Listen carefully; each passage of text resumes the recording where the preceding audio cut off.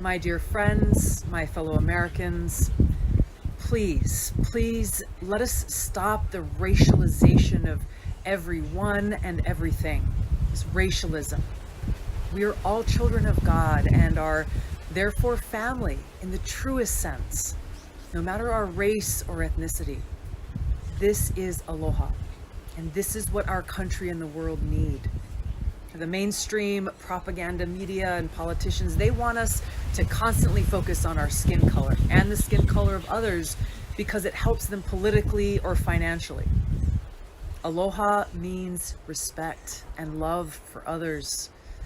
It's what enables us to see beyond our skin color and see the soul, the person within. So let's do our best to cultivate this aloha in our hearts and see and treat others through this prism of love, not through the prism of race and ethnicity. Please let us not allow ourselves to be led down this dark and divisive path of racialism and hate. Inside the system, can you change it?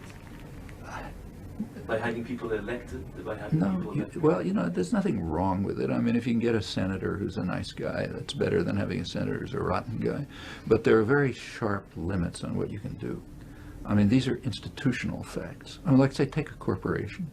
I mean, suppose the chairman of Ford decided to cut back profits and to use them to improve working conditions and to make safer cars and, put resources into, 10 cars 10 years from now that won't wreck the environment and so on. What'll happen to him? Well, for one thing, he probably ought to be put in jail because it's illegal. He has a legal responsibility to maximize profit and market share for his shareholders. Well, he wouldn't be put in jail, but he'd surely be kicked out. And somebody else would replace him who would do the right thing. And in fact, if by some miracle he did do what he set out to do, he'd be out of business in a year because his competitors wouldn't be doing it, so they'd be underselling him next year. I mean, these are institutional facts. I mean, the individuals in charge may be, very nice to their children and friends and give a lot of money to charity, but it doesn't change anything because they have to act within an institutional framework which requires vicious activity.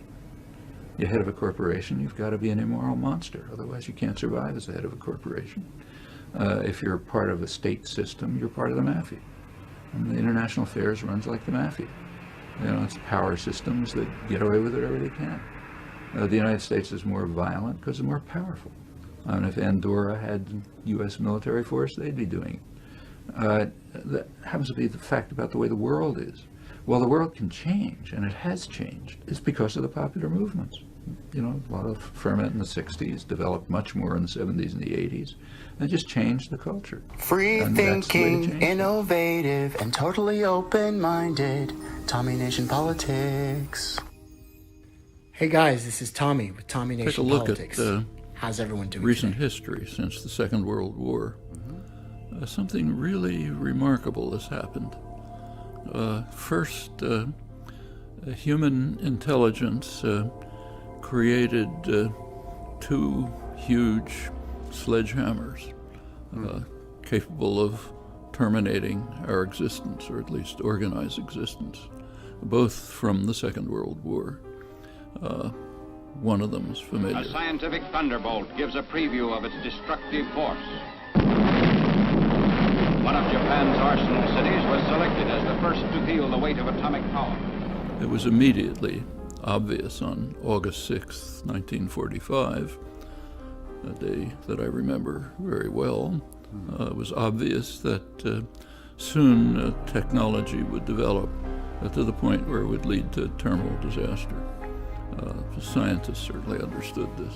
In 1947, the Bulletin of Atomic Scientists inaugurated its famous doomsday clock. How close is the minute hand to midnight? And environmental disaster, which wasn't thought about much in 1945. But it turns out we now understand that at the end of the Second World War, the world also entered into a new geological epoch. It's called the Anthropocene, the epoch in which humans have a severe, in fact, maybe disastrous impact on the environment. There was a sharp spike in such activities and disaster after 1945. So geologists pretty much, even formally, date the origin of the Anthropocene to about the same time as the nuclear age. If observing that, the analysts and Bulletin's analysts in 2015 mentioned both and moved the clock to 3 minutes to midnight, the closest it had been since 1984. Immediately after the Trump election, late January this year, the clock was moved again to 2.5 minutes to midnight, closest it's been since '53. So there's the two existential threats that we've created. In the case of nuclear war, maybe wipe us out. In case of environmental catastrophe, severe impact. And then a third thing happened. Beginning around the 70s, human intelligence dedicated itself to eliminating, or at least weakening, the main barrier against the threats. It's called neoliberalism. If you ask yourself there was a transition at that period from the period of what some people call regimented capitalism, 50s and 60s, the great growth period, egalitarian growth, a lot of advances in social justice and so on. That changed in the 70s, and with the onset of the neoliberal era that we've been living in since. We deregulated the airlines, we deregulated the trucking industry, we deregulated financial institutions, we decontrolled oil and natural gas prices, and we negotiated lower trade barriers throughout the world to get rid of needless and burdensome federal regulations, which benefit nobody and which harm all of us. And if you ask yourself what this era is, its crucial principle is undermining mechanisms of social solidarity and mutual support and popular engagement in determining policy. It's not called that. What's called is freedom. And I'm not in favor of fairness. I'm in favor of freedom. And freedom is not fairness. Fairness means somebody has to decide what's fair. But freedom means subordination to the decisions of concentrated, unaccountable private power. That's what it means. The institutions of governance or other kinds of association that could allow people to participate in decision-making, those are systematically weakened. Margaret Thatcher said it rather nicely in her aphorism about there is no society, only individuals. She was actually, unconsciously no doubt, paraphrasing Marx, who in his condemnation of the repression in France said the repression is turning society into a sack of potatoes. Neoliberalism. Simply, neoliberalism is the idea that society should be shaped by the free market and that the economy should be deregulated and privatized. Or even simpler, what works in the private sector will also work in the public sector. But it doesn't stop there. Neoliberalism also involves the idea that the public sector should not only follow the private sector's rules, but it should also subsidize the private sector, which we know is now owned by fewer and fewer global capitalists. While neoliberalism began to reach its current heights in the late 1970s, it has its roots in Enlightenment liberal humanism, or classical liberalism, the belief that people were free to live their lives without a great deal of interference from the government. So what does neoliberalism have to do with classical liberalism, and why does it matter? Well, neoliberalism isn't really new itself, but is a new take on classical liberalism.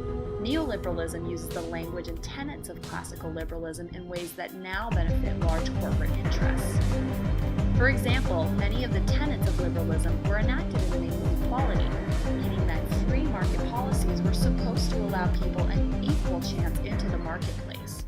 Under neoliberalism, however, the free market loses its ties to democratic ideals and instead allows corporate capitalists to open up previously unavailable markets. Basically, the free market becomes increasingly free for wealthy corporate capitalists and less free for everyone else. Although neoliberalism is a discourse that we cannot necessarily see, it has real material effects on many aspects of our lives. Let's take the American public education system as an example of how business interests have infiltrated public systems. In the past, public schools were set up to offer a free education to promote the liberal humanist ideas of liberty and equality.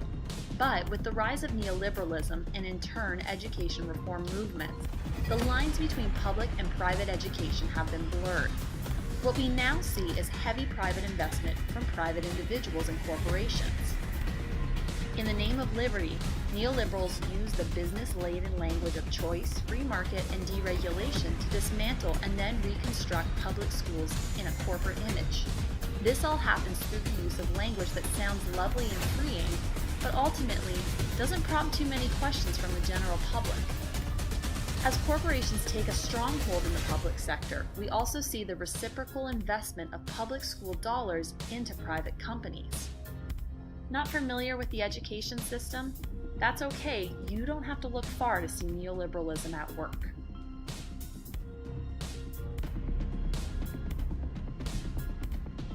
Remember, neoliberalism is everywhere, and it isn't limited to one political party. It's both right and left, and conservative and liberal, which makes it very hard to work against. So next time you hear a politician or CEO talking about the greater good, take a moment to wonder who's good. More often than not, the good being held up as liberty for all might really just be more money for some.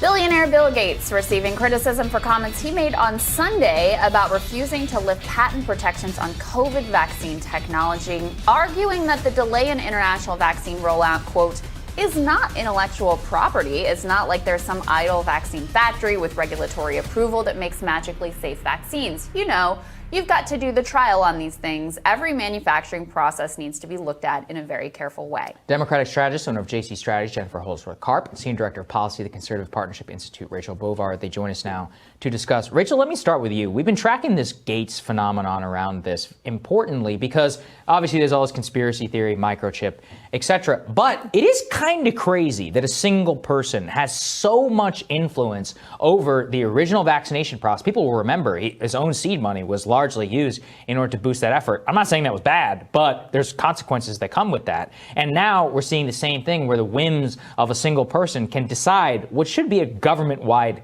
decision. So I'm just curious generally for your reaction.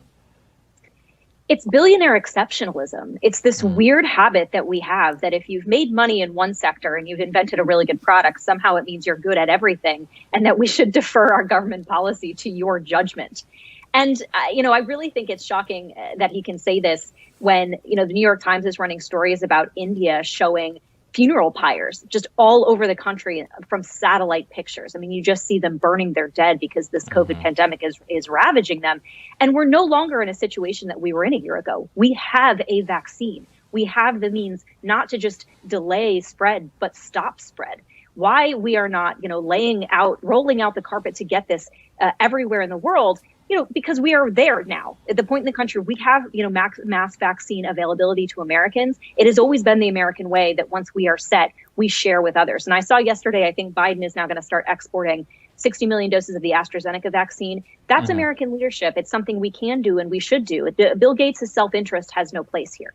Yeah. So Gates tries, I have a lot to say about this, Jen, you won't be surprised. Gates tries to frame this as like an either or. Like, we'd be better off doing, contributing to COVAX, which is the thing that he's been pumping, where basically rich countries donate to help fund the cost of vaccines. That doesn't deal with the supply issues. So there's no reason why we can't, as the Biden administration is doing now, lift the embargo on the raw materials, send over the tens of millions of AstraZeneca doses, which we are not using because it does not have approval here, as well as additional money to help fund vaccines, not just in India, but in the global south around the world. But he makes this claim like, it's not like there's magic factories around that they could just make this vaccine. Allow me to read to you from an AP article that we covered here recently, the opening paragraph. In an industrial neighborhood on the outskirts of Bangladesh's largest city lies a factory with gleaming new equipment imported from Germany. Its immaculate hallways lined with hermetically sealed rooms.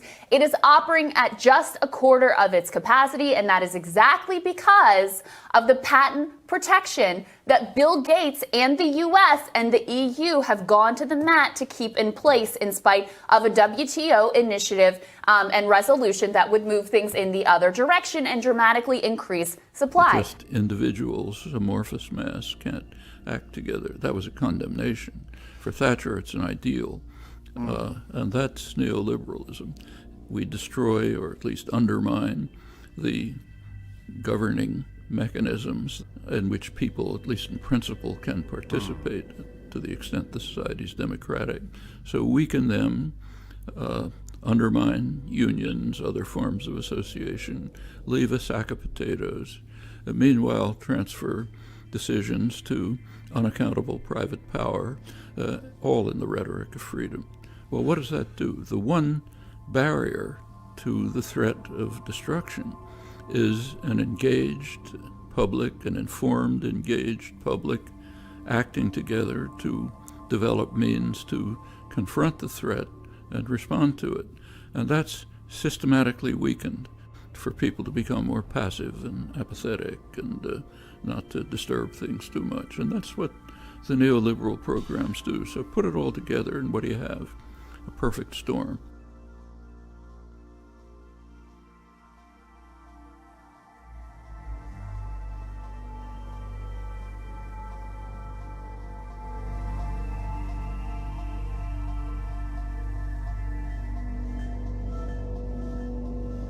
This is all very simple.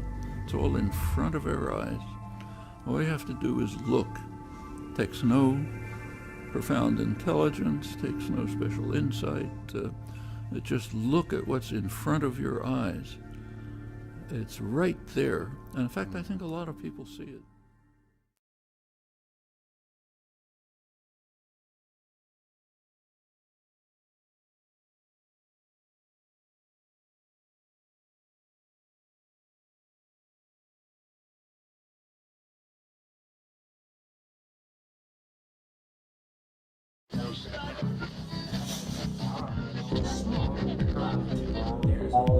Hey guys, this is Tommy with Tommy Nation Politics. How's everyone doing today? Tommy Nation Politics.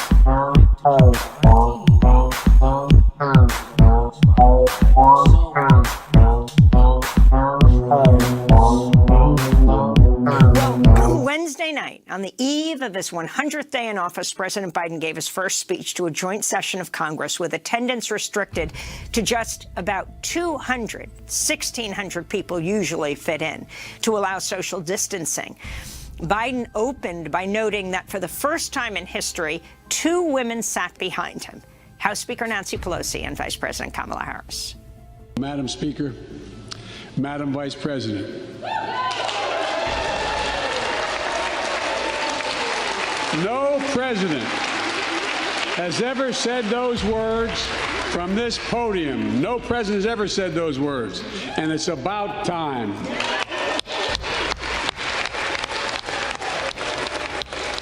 Biden used his address to propose trillions of dollars in new economic proposals and unveiled his $1.8 trillion American Families Plan, which includes $1 trillion in new spending and $800 billion in tax credits aimed at expanding access to education and childcare. He also called on lawmakers to support his plan to invest heavily in the country's infrastructure, to expand the social safety net, in part by funding it with $4 trillion in taxes from the rich and corporations. Biden also condemned systemic racism and called on lawmakers to pass the George Floyd Justice and Policing Act of 2020. On the foreign policy front, he vowed to end what he called the forever war in Afghanistan and referenced China 4 times. For more, we're joined by Ro Khanna, Democratic congressmember from California, member of the House Committee on Oversight and Reform and House Armed Services Committee. Thanks so much for staying with us, Congressmember Khanna. Let's talk about his proposal on taxing the rich and explain the significance of it, how popular it is in this country, except for the U.S. Senate. I thought the president gave a very powerful and consequential speech. We've come a long way from when President Clinton said that the era of big government is over. This speech was an explicit rejection of the neoliberal framework that I would say started with Reagan and Thatcher. And President Biden made the case that you need an active role of government in investing in people to unleash their potential, not massive deregulation and tax cuts. And he also explicitly made the case that those at the very top are simply not paying what he said is their fair share. In many cases, they're actually not as they owed, and that we can raise the tax on the very wealthy and collect the taxes from them and corporations to invest in our working class, to invest in our middle class, to invest in our country. And it was very popular, the speech, and very well delivered. Jayanti Ghosh is remaining with us. She is a leading economics professor in this country from University of Massachusetts Amherst. If you can talk about how transformational these proposals are, if they in fact became law, what Biden is presenting here, shocking even progressives. Yes, I think it's unexpected and it's very welcome. It's very important to turn the direction of the nature of public intervention away from protecting the interests of the rich and of large capital to protecting the interests of people and making the economy work for people. This has not been the aim of government policy across the world, but especially in the US, for the last 3 decades. So it's very refreshing to see this shift. It's not enough, but it's a very important first step. And I hope that this will actually have very positive implications for the rest of the world. Already we've seen that Janet Yellen's declaration that the US would support a minimum global tax rate for corporations of 21% has had very significant impact. I'm part of a global commission with Professor Stiglitz and Jose Antonio Ocampo and others that is saying that we must have a minimum tax rate for corporations and to ensure that we tax them as one single unit globally, which is how they make their profits, so that we don't have this massive shift of profits into low tax jurisdictions so that people everywhere in the world lose out. Congressman Khanna, you've said that Biden's vision will not come into view until we end the filibuster. Could you explain why? Well, the reality is that a lot of the proposals on immigration, on gun safety, on voting rights require 60 votes. You can't do that through reconciliation. And there's just no way you're going to get 10 Republicans to vote for some of those things, but they weren't even willing to vote for basic COVID relief. So we need to get rid of the filibuster. It also, if we don't have the filibuster, would decrease the leverage of some of the members in our own caucus and allow for the president's agenda to go forward.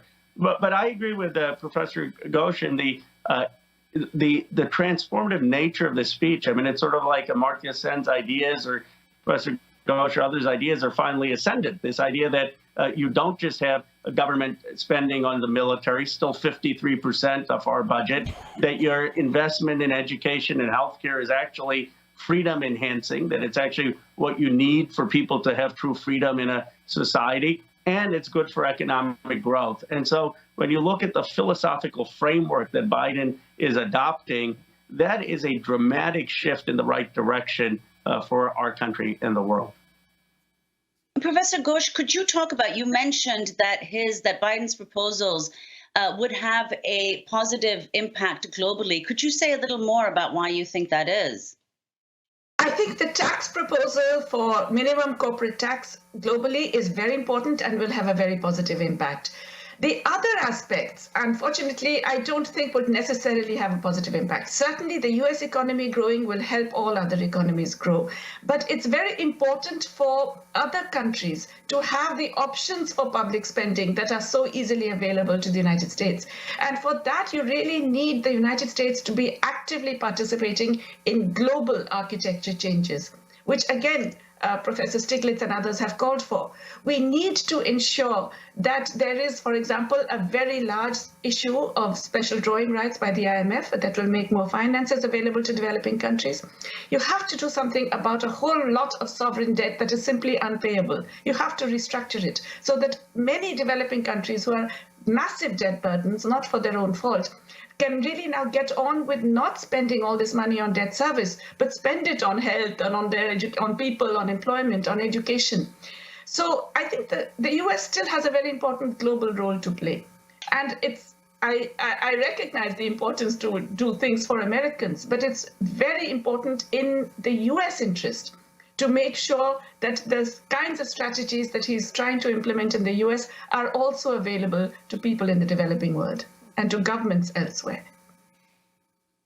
Congressmember Khanna, are you concerned? I mean, on the one hand, you have President Biden forcefully talking about ending the forever war in Afghanistan. You've called for a slashing of the Pentagon budget. He's calling for an increase of the budget. That he's just shifting the possible military might, setting up a kind of Cold War situation with China and Russia. He talked about China a number of times in his speech last night. Can you talk about how you redirect that? And also about, his taking on white supremacists, calling them very directly terrorists at home. Well, I was disappointed in the president's defense budget. I mean, the defense budget is still 53% of the federal budget. And I think that is a over-prioritization of defense over the investments that we need in education, in healthcare, in infrastructure, and makes it more difficult to fully achieve the vision that he is talking about. And on China, we need to make sure that we are competitive. I agree with him that ultimately we have to show that liberal democracy is a superior model for the world, and we want to be leading in clean tech, in AI, in synthetic biology, and jobs of the future. But that doesn't mean that we have to replicate a Cold War, that we should be engaged in xenophobia or fear of Chinese immigrants. In fact, the reason we're having this conversation on Zoom is because of a Chinese immigrant who was denied entry into the United States 7 times and was able to come on his 8th try and then founded Zoom. And so I rather those individuals be in the United States. We win when we have collective advances on science. If he wants to solve cancer, we have a better chance of doing that if it's not just American scientists, but scientists around the world. So there have to be on areas of disease, on climate change, international cooperation. We ought not to replicate the paradigms of the 20th century with colonialism and Cold Wars into a 21st century. So let's compete without making that Cold War framework. And very quickly, Congressmember Khanna, why won't the Democratic leadership move in the Senate on the filibuster? It's clear this all cannot happen without that gone.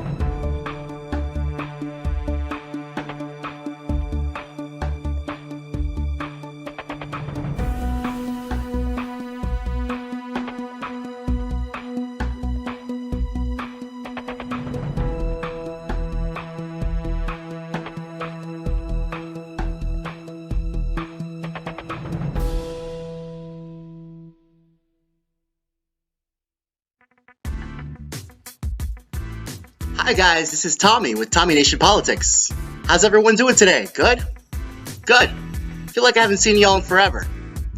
I know. I was working on that How to Succeed in Politics Without Really Trying radio play. I hope everyone enjoyed that. And I hope that everyone's going to www.tommynationpolitics.com to check out my videos, hit the bell for notifications, make sure that you know when I'm sending out a video, because it's your progressive, independent media, free-thinking, innovative, and totally open-minded. Here, you, for the people. Just for the people. We the people. It's very important, guys. Also, if you want to send me some messages, if you want to get on the show, if you want to send me some insight, you can always go to our Facebook page, facebook.com/TommyNationPolitics. I hope everyone's having a good Friday. I know I had to take a break on the Tommy Nation live stream for Tommy Nation Tuesday to finish work on my radio play, but I think it went well. It was a very tumultuous experience. An artistic arrangement such as a radio play, it's kind of like giving birth, you know? Can't wait till it's out of you. But the news always continues and the show must always go on. And we had some happenings in the news, guys, so I thought we'd do a little rundown. It's going to be kind of the theme of the next few weeks because we have a new budget resolution. Y'all were watching that How to Succeed in Business or Politics Without Really Trying play. Senator Majority Leader Chuck Schumer has found a new parliamentarian maneuver. And will it work? Well, we'll see, because this is all culminating into fruition. And at the time Chuck Schumer is getting his little snarky, intelligent, bookwormy self to another budget resolution, we also have Joe Biden on the eve of his 100th day in office. President Joe Biden gave his first speech to a joint session of Congress and proposed trillions of dollars in new economic measures. He unveiled his $1.8 trillion American Families Plan, which includes a $800 billion in tax credit aimed at expanding access to education and to childcare. He also called on lawmakers to support his plan to invest heavily in the country's infrastructure and to expand the social safety net, in part by funding it with the $4 trillion in taxes on the rich. It seems like a plan that might not be doable unless he were to raise taxes on all Americans and not just the corporations, which, by the way, they're paying right now $0 in federal income tax. Amazon, $0 in federal income tax. So any federal income tax on corporations would be better than what we have now. I guess that would be progressive if we want to just like really dig deep down. But it's very important to turn the direction of the nature of public intervention away from protecting the interests of the rich and large capital to protecting the interests of the people, guys. That is the crux of it. The framework. We are living in a neoliberal framework since the 70s, as Chomsky was stating to you, and how all of the things went about, the laissez-faire economics, the free market, culminating to a government that doesn't work for any of us but the few. And the fish rotting from the head down, law enforcement doing the same. So the last 3 decades, we've had neoliberal policies, laissez-faire economics, and a free market that was not so. So, as you also saw on the video that I showed, the pre-video, guys, there was a part with Congressman Ro Khanna, and Amy Goodwin of Democracy Now! I'm a huge fan. He said Biden's speech was an explicit rejection of neoliberal framework. An explicit rejection of neoliberal framework. Call me cynical. We'll see. In his first address to Congress, Joe Biden got some facts wrong, and he stretched some others, mainly repeated claims we have heard before. Biden said he inherited the worst economic crisis since the Great Depression, but when he took office, the economy was recovering from its low point of the pandemic. He also repeated the claim that he traveled over 17,000 miles with Chinese President Xi Jinping. He never did that. Biden referred to the American Jobs Plan creating millions of jobs, generating trillions of dollars in economic growth. The jobs estimate might be accurate, but the economic growth projections are mixed, and we still have no real details on what this infrastructure bill consists of.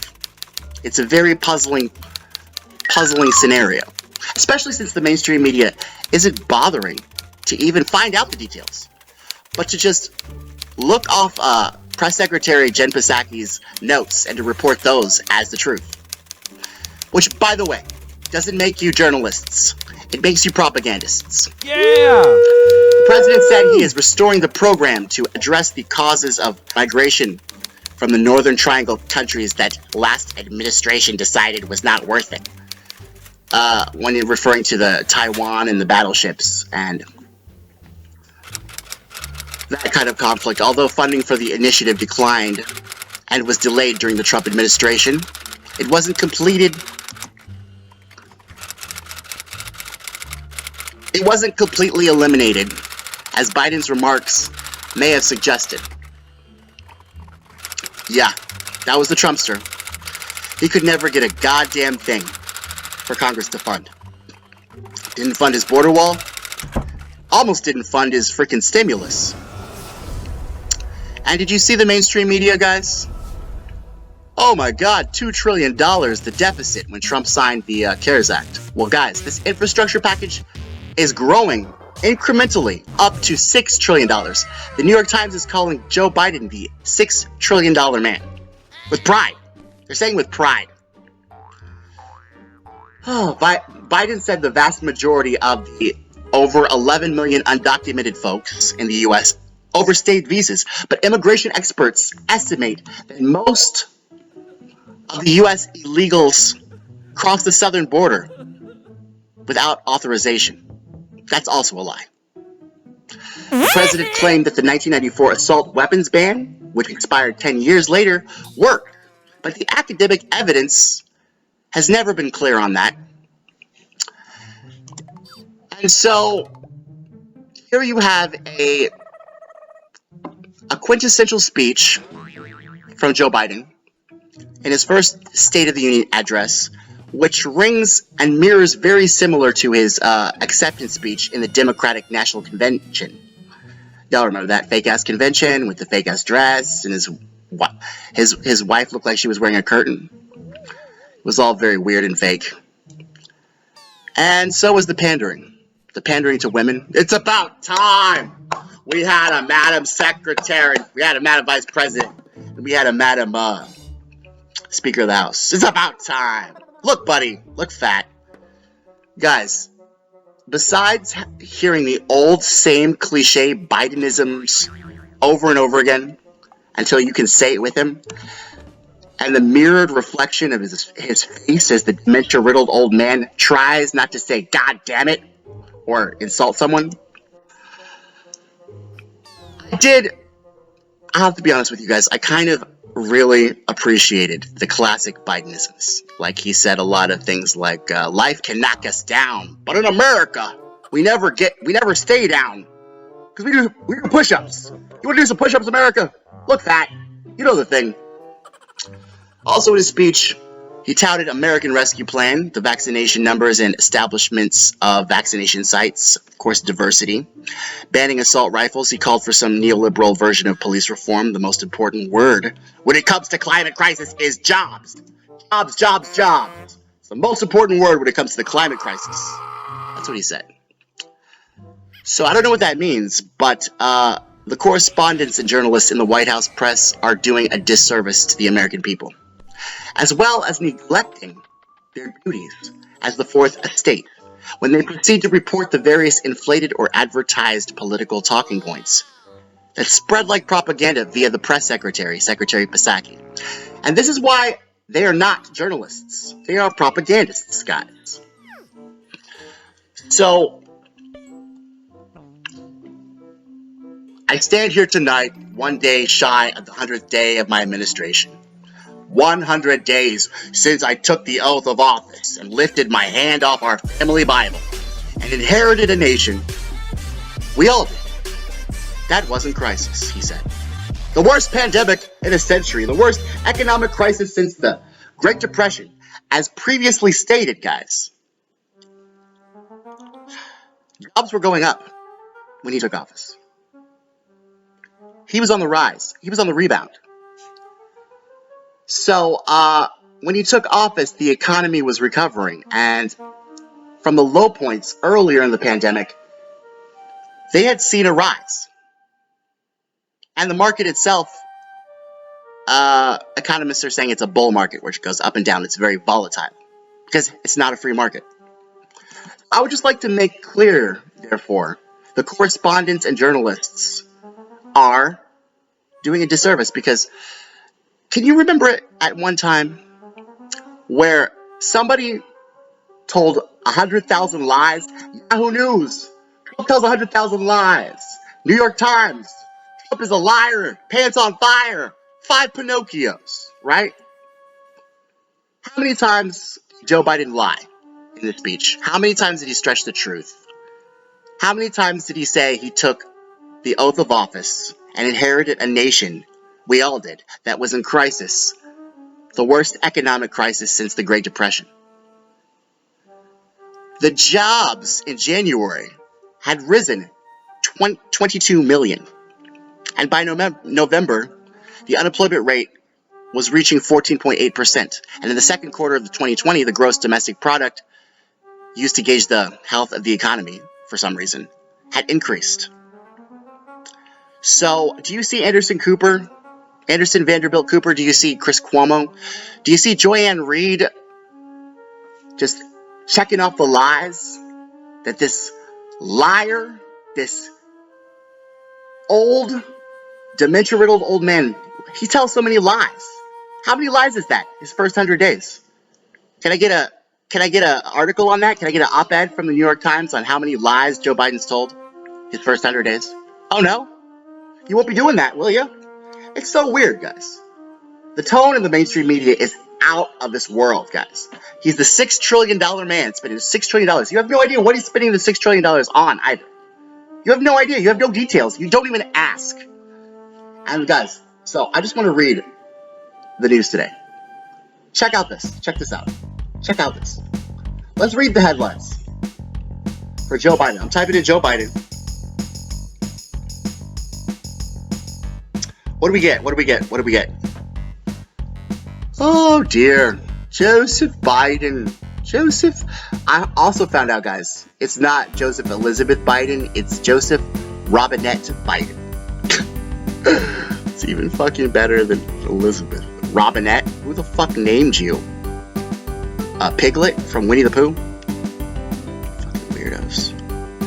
NBC News. Joe Biden is proving progressives wrong, and they're loving it. People. Joe stops to pick flowers. Jill on the way. CNN. Joe Biden is old. Here's why that's a good thing. ABC News. How Amtrak Joe Biden's infrastructure push could put a rail back in the track of the U.S. So everyone's just talking about how amazing this guy is, bro. Even though he lied all through his speech and he stretched the truth and he couldn't remember certain details. We'll get to that later. This little nuance might not have crossed your mind, guys. All the media tone change. But I know what mind it did cross. A former president who was destroyed by the lapdogs of the puppets of the rich. A la Donald J. Trump.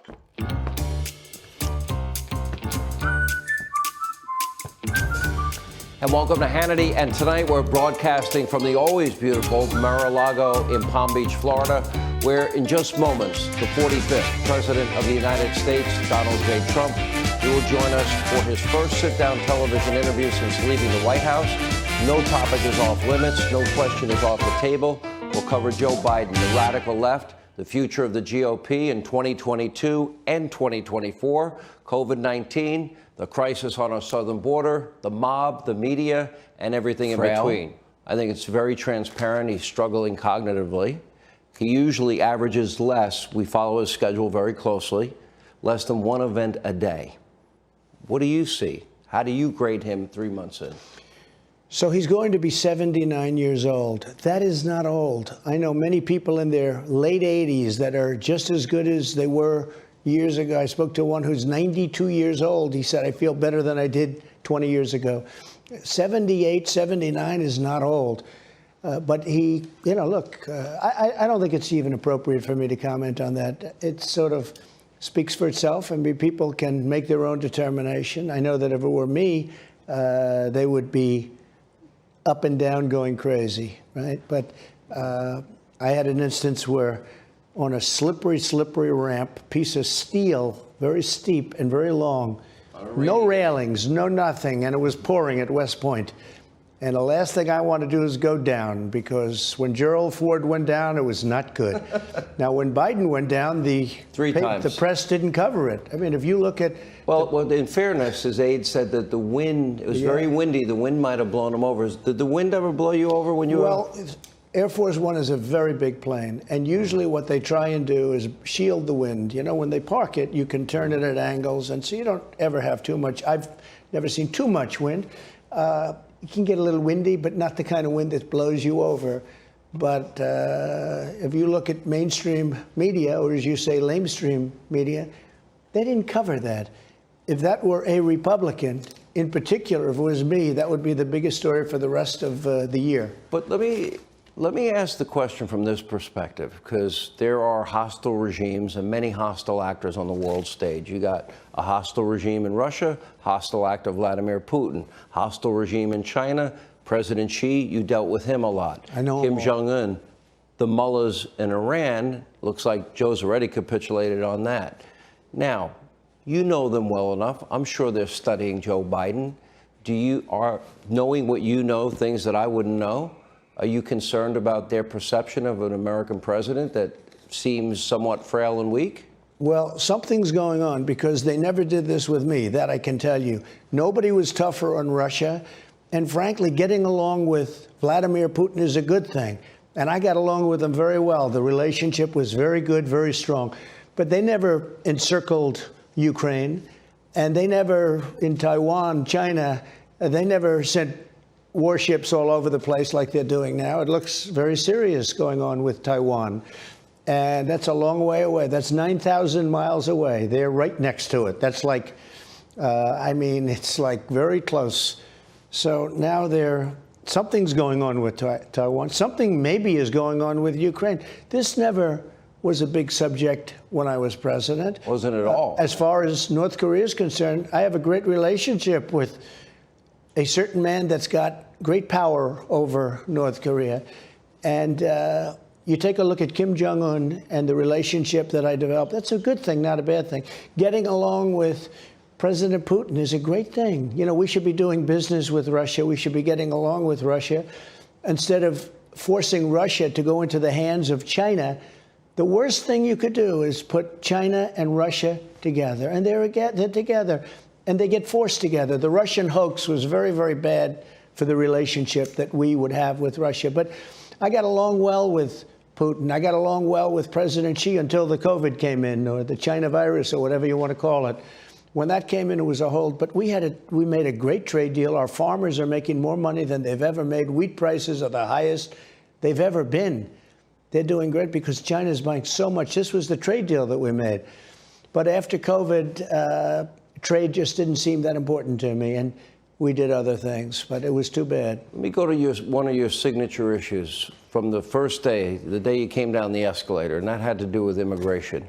You instituted policies, stay in Mexico policy. It worked. You built, I think by the end, over 450 miles of new border wall. Yep.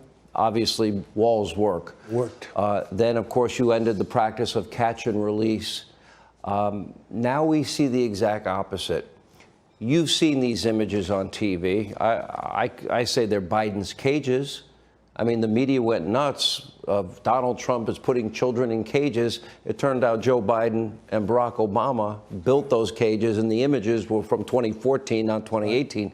My question is this. Imagine, well, first of all, your overall take on how dangerous this is.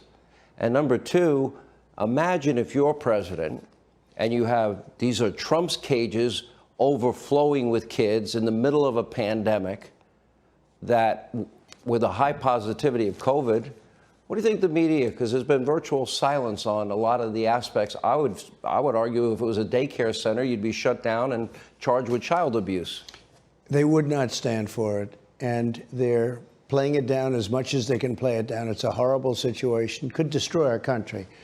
People are pouring in, but you'll see something as the months go by like you've never seen before. Already it's like you've never seen before. There's never been anything like what's happened at our border. And people are coming in by the tens of thousands. They're walking in. All he had to do was leave it alone. If he left it alone, we were setting record positive numbers. and people would have to come in legally. And you know, the other thing that people don't talk about, human trafficking and drugs. That's doubled, tripled, and quadrupled coming in because that's pouring in right now. Drugs are pouring in. We had it so tight. We were doing so well. All he had to do was leave it alone. Stay in Mexico was a big deal. You know, that wasn't easy to get. We went through court systems. We went through everything. The wall, getting the wall built, and the wall, we're up to almost 500 miles, and completing it was very easy. That was going to be just routine. It would have been done routinely. The contracts were already there, the materials there. It was going to be done very quickly. And we got delayed for 2.5 years because we were sued by Nancy Pelosi in Congress not to build the wall. I won the suits. We won all of the suits. We won everything. And then they don't finish the wall. The wall is imperative. All of the things that go with the wall, the technology that goes into the wall and with the wall is so imperative. We had it down to a number that nobody could believe. And then all of a sudden I hear this. Now I hear something else, that I stopped money going to 3 countries, and then you have Mexico, where I have a great relationship with the president. He's actually a great guy, different philosophy, but a great guy. He put 28,000 free of charge, 28,000 soldiers on our border to stop people from coming in.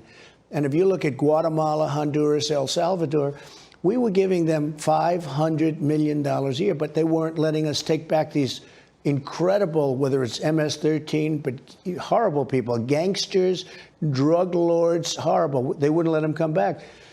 So I stopped payment. I said, how much are we paying them? $500 million, very early on. And as soon as I stopped payment, they called. We would love to have MS-13 back in our country. They wouldn't let us. If a plane was flying over, they'd block the runways. If buses came in, they wouldn't let you into the country. So we couldn't get anybody back. Now we just bring them back. He ended that. Now what he's doing is they want to give billions, not 500 million. They want to give billions and billions of dollars to these countries. I get along with all 3 of them, with the top people, all 3 of them. But they're going to be taking in billions and billions of dollars.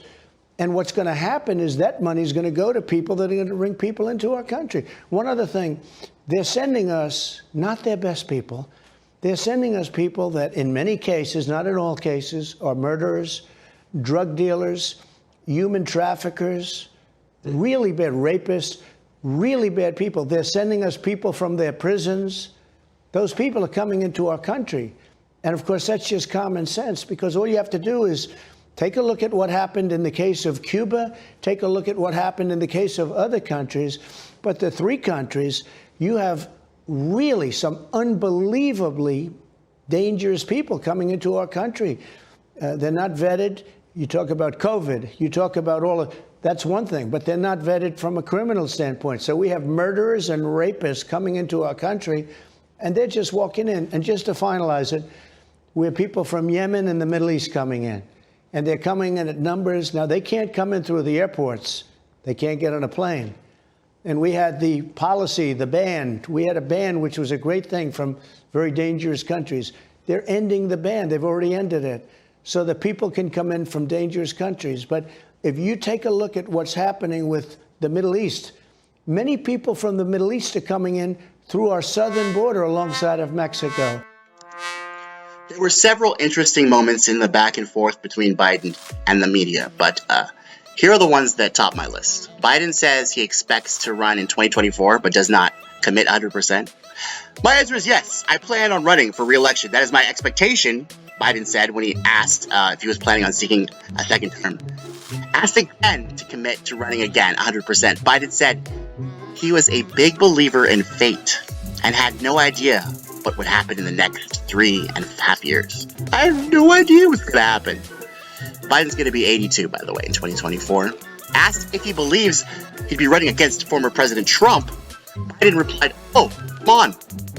I do not even think about, I have no idea. I have no idea if there will be a Republican Party, do you? Look, buddy. Look, fat. Is there a Republican Party? I am the Republican Party." Biden says migrant families at the border should all be going back. Much of the hour-long news briefing focused on immigration overwhelmed detention facilities, which they're calling detention facilities now and not kids in cages. That's a new tone change for the mainstream media as well. And some families are not going back because Mexico is refusing to take them back.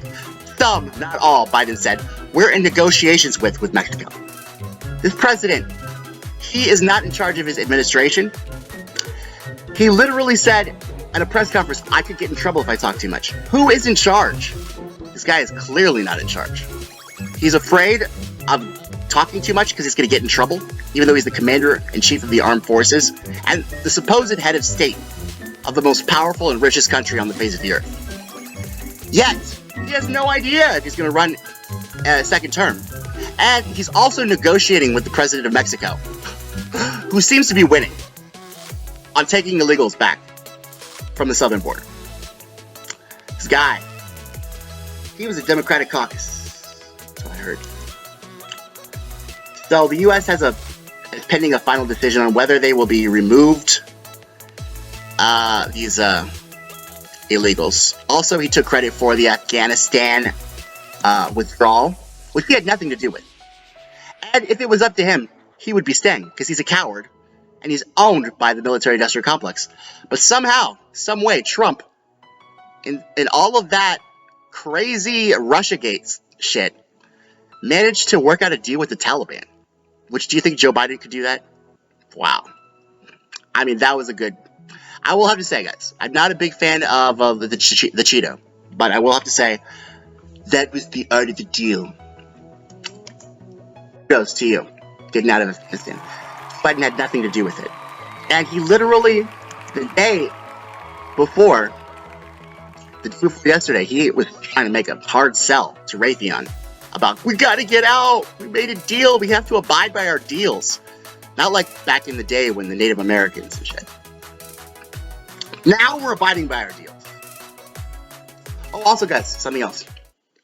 Biden says he agrees that the filibuster is Jim Crow relic. He might back changes. Oh, wow. Well, Biden said the 60-vote Senate was being abused in a gigantic way. And Obama's assessment that the filibuster was a Jim Crow relic was absolutely positively accurate. So, he said the filibuster was a Jim Crow relic and that the Georgia Jim Crow voting laws were Jim Crow relics. Our president really loves talking about the Jim Crow era. I don't know why. Biden said Thursday he strongly supports reforming the silent filibuster to a talking filibuster. If senators want to block legislation, they can cite statistics, they can be on the floor talking. If we have to, if there's a complete lockdown and chaos is a consequence of the filibuster, then we'll have to go beyond. But he has really no plans. The plans are in the hands of Chuck Schumer. Infrastructure, infrastructure, infrastructure. It's all Biden pivots to. And what is in this infrastructure plan?